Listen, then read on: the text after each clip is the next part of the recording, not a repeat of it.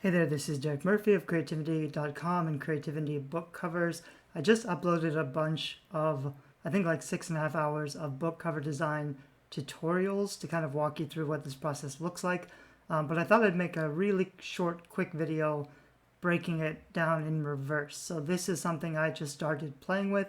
I made this in about 30 minutes, so you can make a cover pretty quickly once you have the right elements. I'm going to show you how I made it, what these layers look like in Photoshop, how to put it all together, and some of the choices that I still need to make. So cover is basically a humanizing element, which is usually a character, but in some genres like thriller could just be something small in the foreground, like the missing person or an object, but something that evokes emotion, because emotions are tied to characters' journeys, which is really what the story is all about. If you just have a symbolic cover or just a landscape cover, I don't think it'll be as powerful as it would be if you had a character or a humanizing element. So I've got this background, I've got this character, but let's talk about the background first. This is really a rough background that's a combination of a bunch of different things with different blending modes. So I had to put some stuff together, different foregrounds. This is sort of like an icy castle winter landscape. So you can see I started with just some pictures from deposit photos mostly, which is what I tend to use, of mountains and ice and landscape and stuff to start building the background. And then I added in some very rough castle stuff. The first couple of castles looked like this, which is actually fine. This is almost cleaner.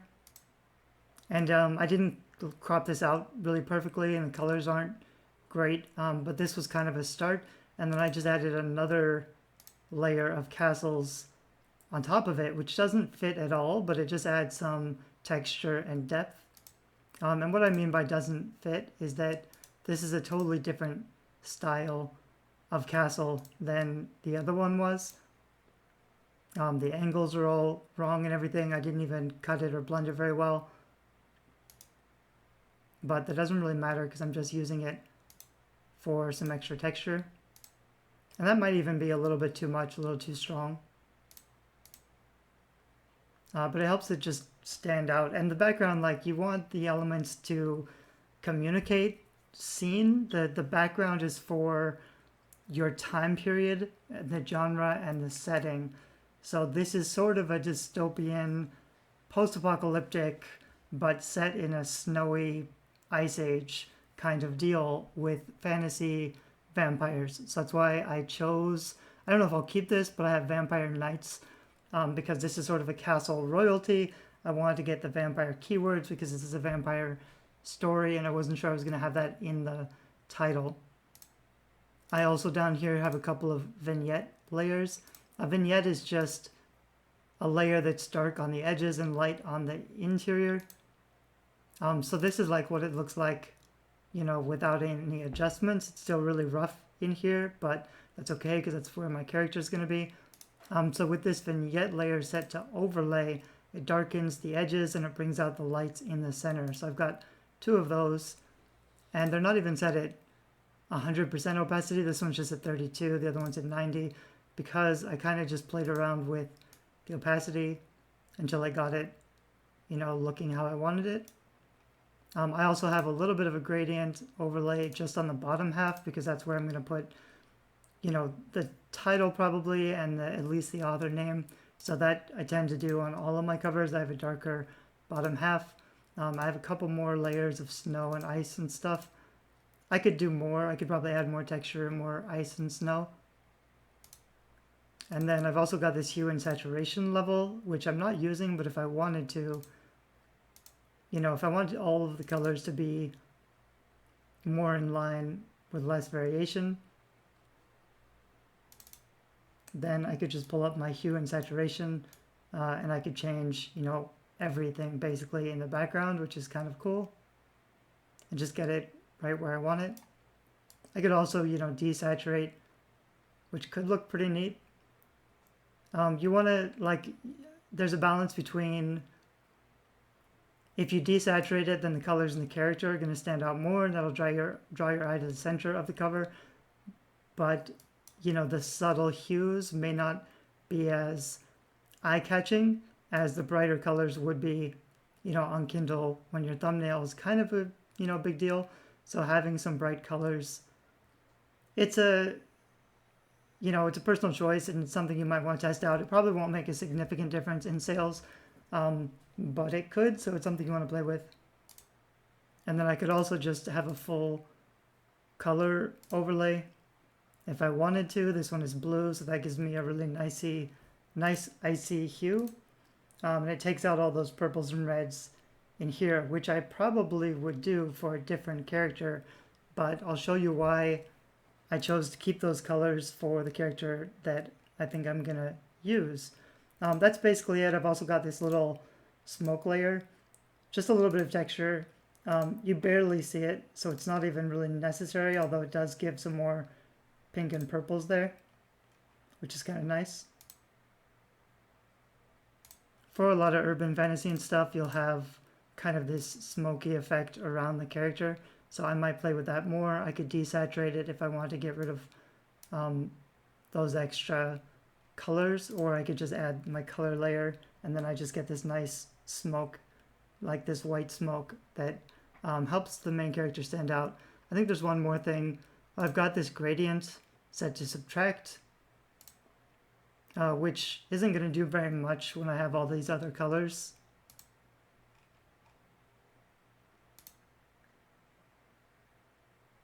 Yeah, so it's a little bit, I mean, it's not very much, but it's a little bit purple down here, a little bit more green up here. Sometimes gradients can work really well, but for this particular book cover, I'm not sure that I will use it. These are color layers and gradients. They're just great for kind of fine-tuning the color scheme once you've got a background.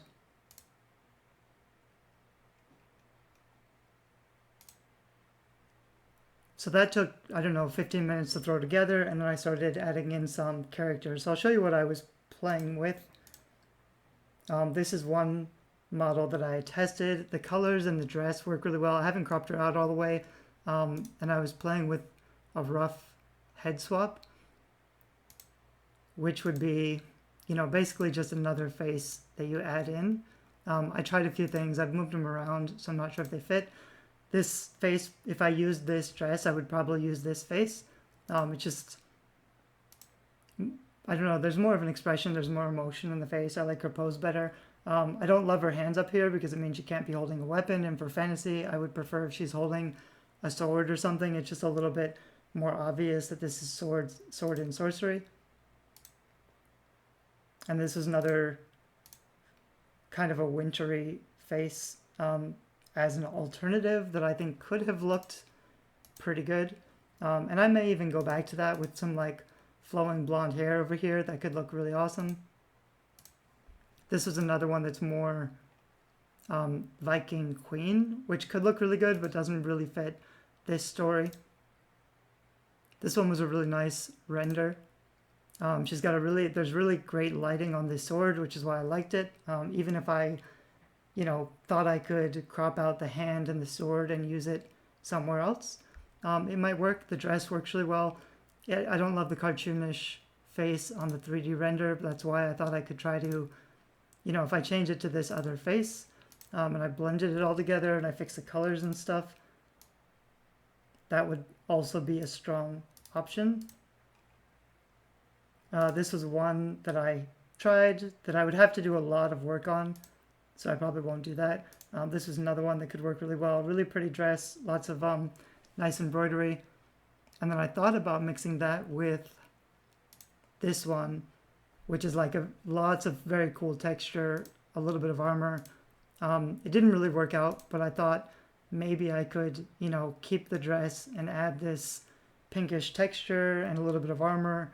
This head doesn't quite work, so I'd have to do a lot of work to make that look okay. You know, and figure out the hand or add the sword or all the other parts. It would take more photoshopping, but I could pull it off with more work. I also thought about trying to use this piece, which was just a little bit of armor from like a angel render but that's a little darker than I had wanted. I think those were basically my options. So the one that I think I will keep, that I like a lot, is this one that I started out with.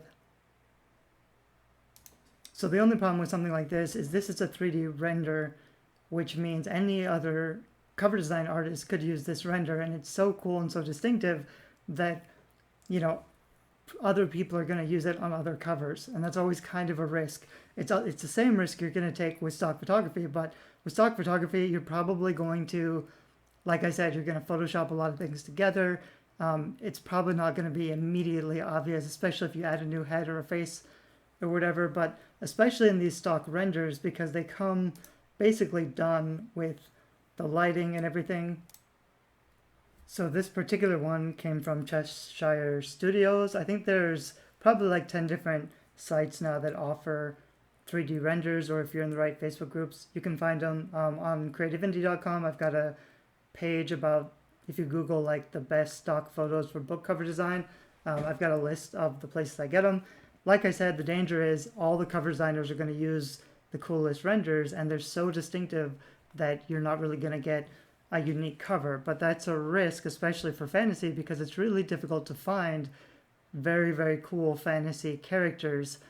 So you can get one custom made with DAZ, with a 3D render that's unique just for your book cover if you know the right people or the right artists.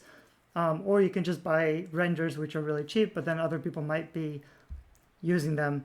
It's sort of a risk, but then it's only a risk if you know, your book does really well and somebody else's book does really well in the same category with the same character, and people can see the two covers side by side.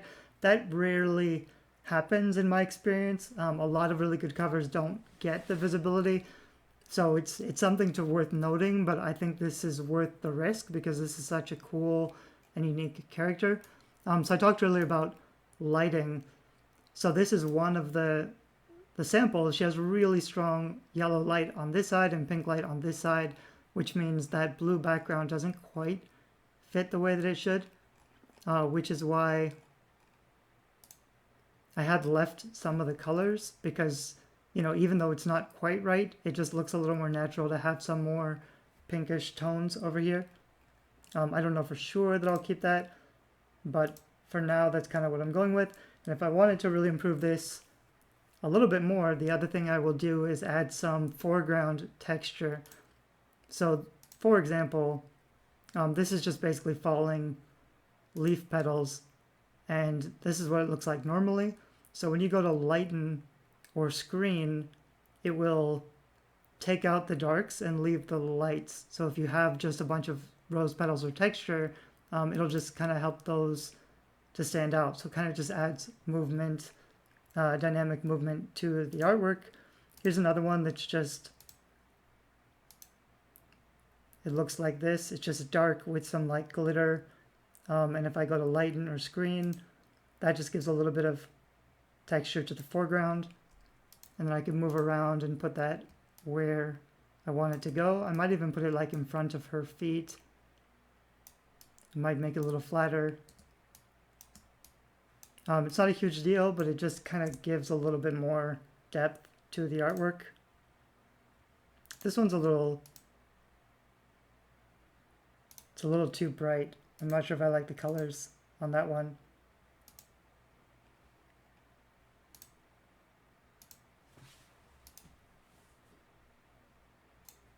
So the other stuff I could do, I don't really love how dark this sword is. So normally I'd replace this sword with a much lighter sword so that it has like a white edge, so it's really bright and stands out. But as a quick substitute, I could add some magic effects. So this is just basically water on a black background. If I go to lighten or screen, this is just, you know, debris or whatever, but it just gives it more movement. It's kind of a magical look. I could add a spark. This is just like a sparkler.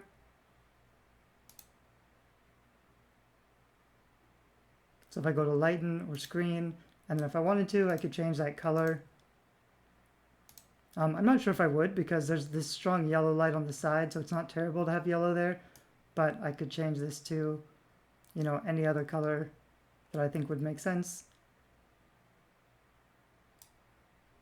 I could saturate it or I could desaturate it if I want to keep it just kind of white.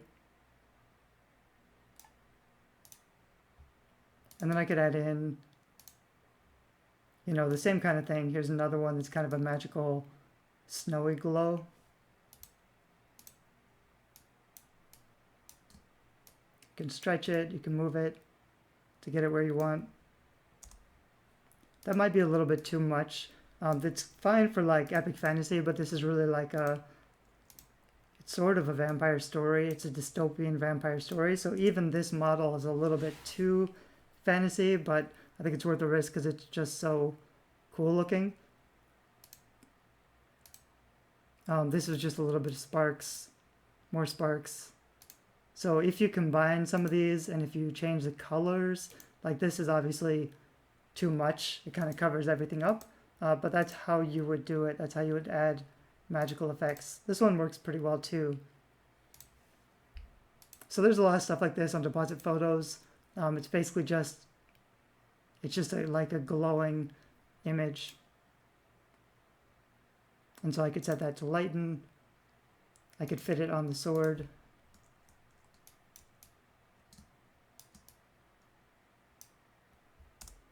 And if I wanted, like I said, the yellow doesn't look terrible with the strong yellow on the side here. I could try to...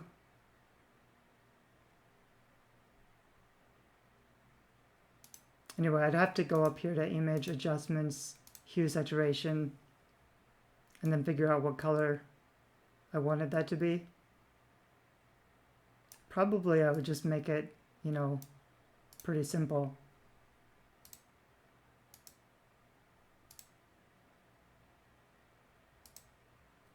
Anyway, you want to be careful not to go overboard and make it too distracting. I'm also going to have to think about where I'm going to put my text. Let me show you one other model I found, which I actually like, so I'm rethinking things a little bit. This was another 3D render. This is an elf, but it kind of works better for my story. Just because she's sort of a vampire, but she starts off as a prisoner, so this is like a little bit more rough, beat up. She's barefoot in the ice. I'd probably still do a head swap, but that's one option. And the other one I found was this very cool Red Riding Hood kind of image. So what I would have to do with this image, I already desaturated a little bit. I duplicated that layer and I changed the colors because I would want the main colors of the outfit to be green or blue. And then I deleted the skin areas so that the skin colors from the original image show through. That would take a little bit more work if I want to make it, you know, look really good. But already it's not terrible. And then if I added a head swap on top, that's kind of neat looking. I don't know for sure if that's what I will use for this particular cover. But like I mentioned, it's just such a badass fantasy, you know, piece. Fantasy authors, they often think they need custom illustration to get that fantasy look, and sometimes that's what you're looking for. You just need someone to illustrate it. But Daz 3D software can do some pretty amazing things. There's already a ton of stuff, and if you mix and match, you know, outfits and characters and stuff, you can get something really unique. And then once you put it in Photoshop, if you change the colors and change the faces, you'll have something that really stands out. I could even try to like mix these up a little bit. It would be hard, but you know, I could try, or I could put like a big cloak behind her. I thought about that earlier with this one, I think. So now she's got that, you know, very recognizable fantasy cloak. It's really common for fantasy covers to have a cloak, and also just add some more definition around her form. I could probably change the colors on that. If I go to layer style, color overlay. It'd be tricky to get this just right, but you could try going to color or saturation, because this one is so dark, it's almost black, so it's hard to get colors to show. But for example, that's kind of interesting. I would probably give her long hair. I'd redo the top and give her long dark hair or something. But I might play around with that later because I do really like that armor. But it really depends. Like, there's obviously a huge difference between that kind of badass armor and the coy princess with the sword. It's a different feeling, different mood. But anyway, let me go back to this one. And real quick, I'll show you some text options. So I've got, you know, probably 30 fonts I like in this manuscript, this Photoshop file. But I chose a few that I like a lot and played around with the typography. So this is Hamilton. At least this part is LHF Hamilton Ornate. Very cool font. But the and in the middle, I think the title of this is going to be Blood and Ice. But the and for this font looks like that. That's not a great and. So I took this really pretty and from another font, which is Musica, because it just, you know, together it's a really nice font pairing. It stands out. All I've done is added a light drop shadow to the back of this, and it doesn't really stand out as much as I would need it to. So I'd play around with that more. And then the other option would be adding a font effect. So with font effects, you can download a whole bunch of Photoshop font styles, and then you basically just click on, you know, all of them until you get something that might work, and then you can play around with the specific details to make sure, like, it's got to be legible, it's got to stand out. It should be sort of like part of the art, but not just plastered on top. So that one, for example, it just adds a little bit of texture and definition. I'd probably add more of a drop shadow or change the drop shadow so that it stands out a little better. Let me try that real quick. With a drop shadow, you don't want something too sharp or severe because then it kind of looks like it's just floating.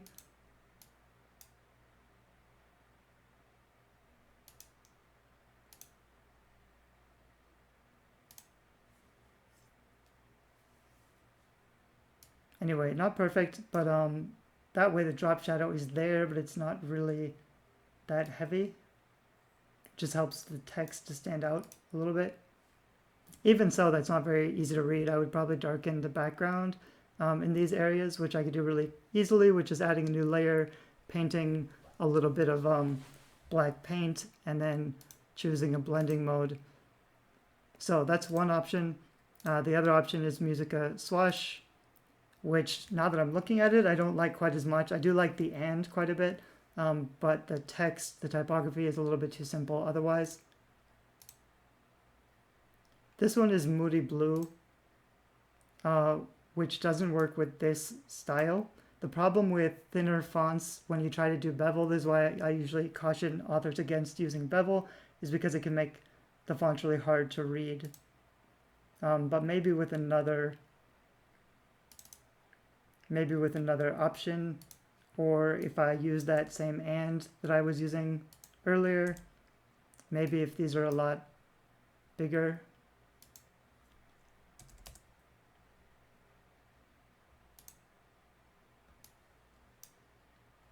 And then if I have this other and, you can't always get away with mixing fonts, but sometimes it can work.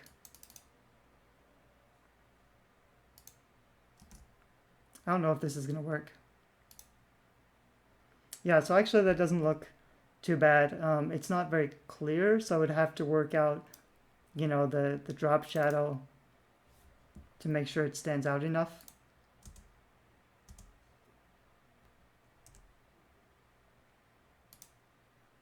But something like that could work for a fantasy font. That was Moody Blue. The other one was Vanderink.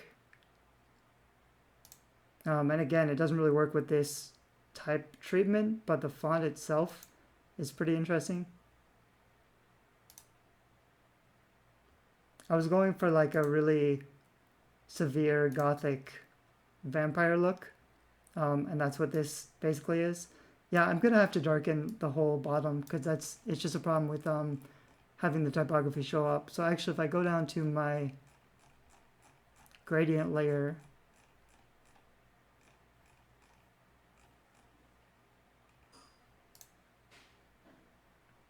this one, I might just duplicate this.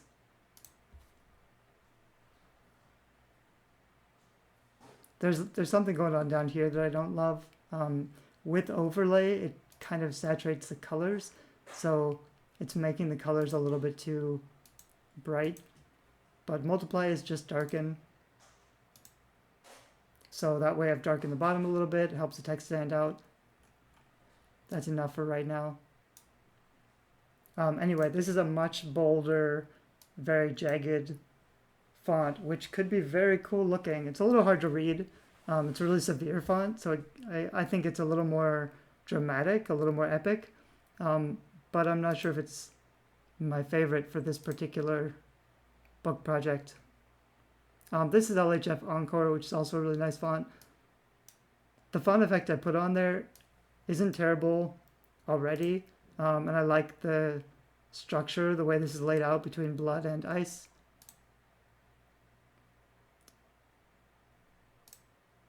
But you can see how, like, the bevel is neat looking. Bevel's pretty common for fantasy or urban fantasy stuff, but it also makes it hard to read, and it makes the letters too thin, especially as a thumbnail.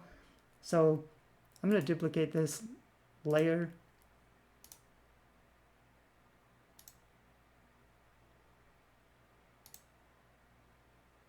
And then I'll try one of those other fonts instead, font effects. So I think this looks a lot more professional, where it's just, you know, really flat, basically.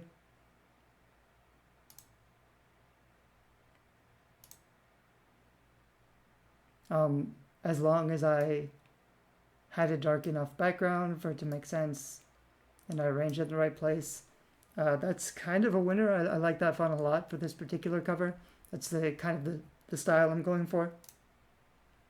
And then the last one I had picked out is Rebecca, which is another very cool, curvy fantasy font. And this also looks pretty good. It looks decent with, you know, this very shiny silver effect. I kind of wonder what it would look like. Like, there's a little bit too much colors going on in the background, which is why this silver bevel isn't really working for me. So I think if I did do a full color overlay, and I would actually have to put this whole overlay on top. See how, like, she gets almost lost in the image with those colors in the background, but with the blue, she stands out a lot better, and the background is less distracting. That's kind of what you're going for. Also, there's less contrast between the typography and the character now. So I'd probably do something like that. But I'm going to do the same thing where I'm going to duplicate this layer.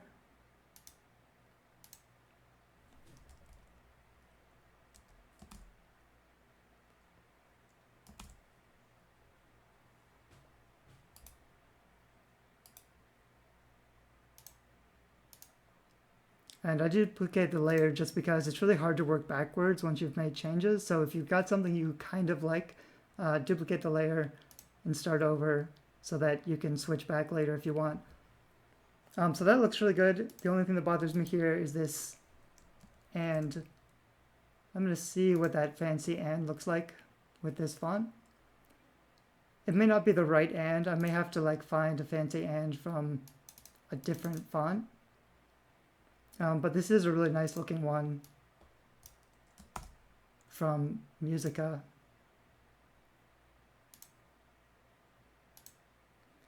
And the other thing I could do, which I haven't shown you, hold on a sec.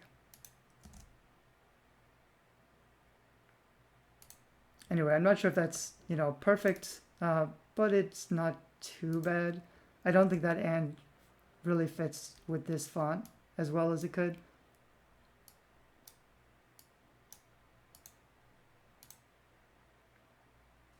But it's not, you know, it's not terrible either. It kind of works. So that would look something like that. I'd play around with the spacing. The other thing I was going to say was for something that has a hard bevel like this, sometimes it works better if you, instead of having all of the text for 2 words, instead of having all the text on one layer, if you duplicate the layer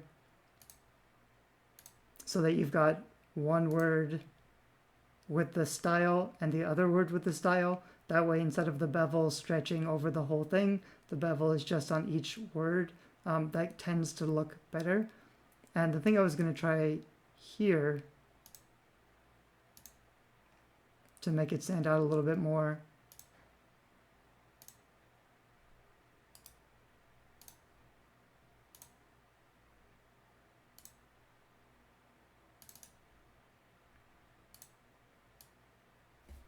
this is probably the wrong choice actually, but I can have that and be in white. That way it stands out a lot from the text. It gives a little bit more of like a 3D element to the text. But I think what I probably should have done is reverse that so that because the bevel makes it a little harder to read, I'd probably go with the white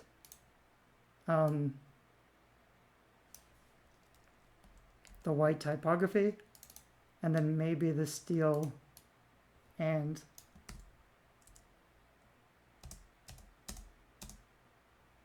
which would look like that, because that way, you know, the words stand out really well, the and is still there, but it's a little more subtle.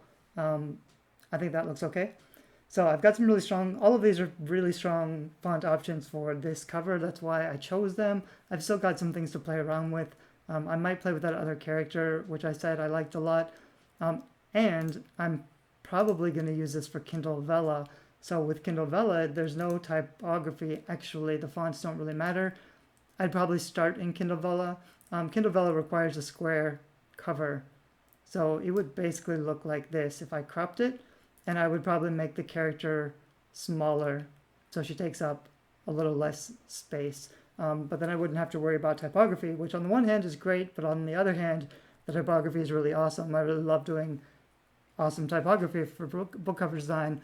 But for Kindle Vella, I would probably, the advantage is like rather than needing 3 different covers for a trilogy, you would have one cover for the entire story in Kindle Vella, which would be a huge trilogy. And then I could turn it into one box set with one really strong cover for Kindle later on. That's sort of my plan going forward. We'll see how long that lasts. But anyway, this is how you would make a fantasy book cover. I hope that it's helpful. I've got a lot of stuff on Creativity or on YouTube about cover design. I've also got some book cover design courses that you can get into if you want some extra resources and templates and more videos like this. Thanks a lot. Bye-bye.